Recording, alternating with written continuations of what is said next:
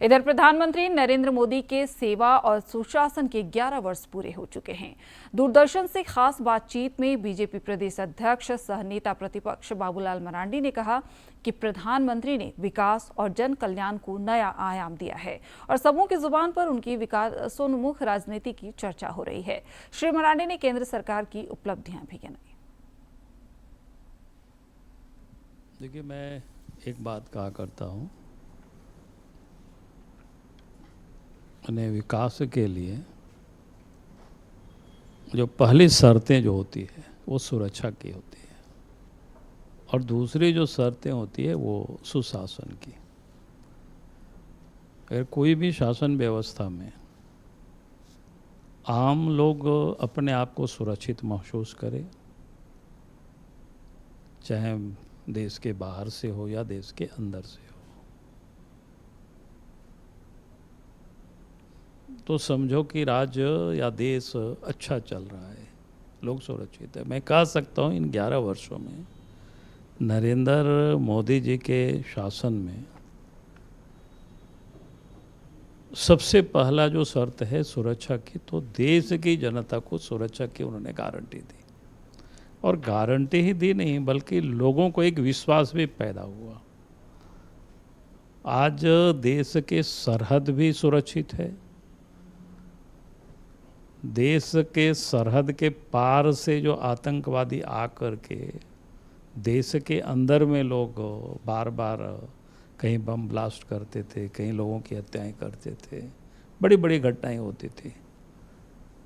यानी हमें लगता है देश का कोई भी मेट्रोपॉलिटन सिटी ऐसा नहीं है जहाँ पर पहले बम ब्लास्ट नहीं हुआ हो, लोगों की हत्याएं नहीं हुई हो। ये अहम बात है। यहाँ तक कि पार्लियामेंट तक लोग आए थे। लेकिन देश के प्रधानमंत्री नरेंद्र मोदी जी के प्रधानमंत्री बनते ही और बनने के बाद ये 2-3 बड़ी घटनाएं हुई, चाहे पुलवामा हो, उरी हो या अभी पहलगाम हो। लेकिन इन 11 वर्षों में 3 बड़ी घटनाओं पर आप देखें कि जिस प्रकार से प्रधानमंत्री जी ने कहा था कि भाई हम घुस करके जवाब देंगे, हम दुश्मनों को छोड़ेंगे नहीं, उनकी जगह को भी हमने नाबूद करेंगे और उनको भी हम ढूंढ निकालेंगे। और देश के प्रधानमंत्री नरेंद्र मोदी जी ने ये काम कर दिखाया, पूरी दुनिया को बताया। अभी ऑपरेशन सिंदूर जारी है। कहने का अर्थ है कि आज देश की सरहद भी सुरक्षित है, देश के अंदर और देश के अंदर में भी जो उग्रवाद थे, जो एक बड़ी समस्या बनी हुई थी, देश के लगभग 90 से अधिक जिला उग्रवाद से प्रभावित थे। आज मैं कह सकता हूं कि 70% उग्रवाद करीब करीब देश से समाप्त हो गया और सरकार ने घोषणा कर रखी है कि भाई 2026 के मार्च तक देश को उग्रवाद से हम मुक्त करेंगे। अब ये दिखता भी है। तो हमने कहा कि विकास के लिए जो पहली शर्तें होती है वो सुरक्षा की गारंटी देना, तो देश के प्रधानमंत्री नरेंद्र मोदी जी ने इस काम को पूरा किया। और दूसरा सुशासन।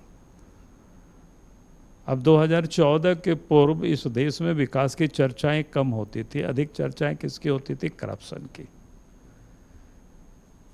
2G हो, कोलगेट हो, कॉमनवेल्थ गेम, इस प्रकार के घोटालों की एक बड़ी फेहरिस्त है। लेकिन जब देश के प्रधानमंत्री नरेंद्र मोदी जी बने तो उन्होंने कहा कि वे इन्हें खाएंगे ना खाने देंगे,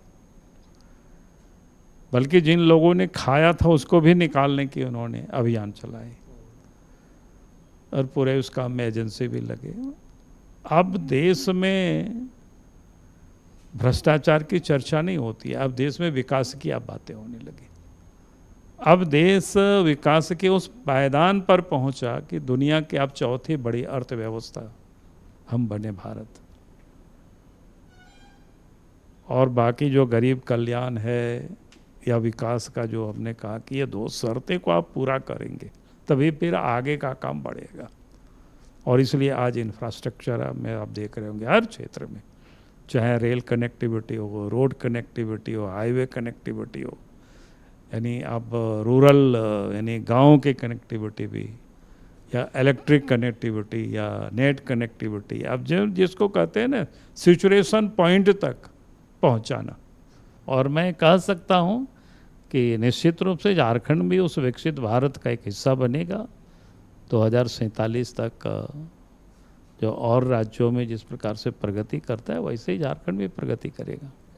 तो हम बात कर रहे थे बाबूलाल मरांडी जी से, जिन्होंने साफ तौर पर कहा कि प्रधानमंत्री नरेंद्र मोदी का जो 11 वर्षों का प्रधानमंत्री के रूप में कार्यकाल रहा है वो सेवा सुशासन के साथ साथ देश के हर क्षेत्र में जो विकास की धारा है उसे बढ़ाने वाला रहा है, और आने वाले दिनों में जो उसका परिणाम है वो और भी फलदायी देखने को मिल सकेगा। अपने सहयोगी विकास के साथ मैं दिवाकर कुमार, दूरदर्शन समाचार, रांची।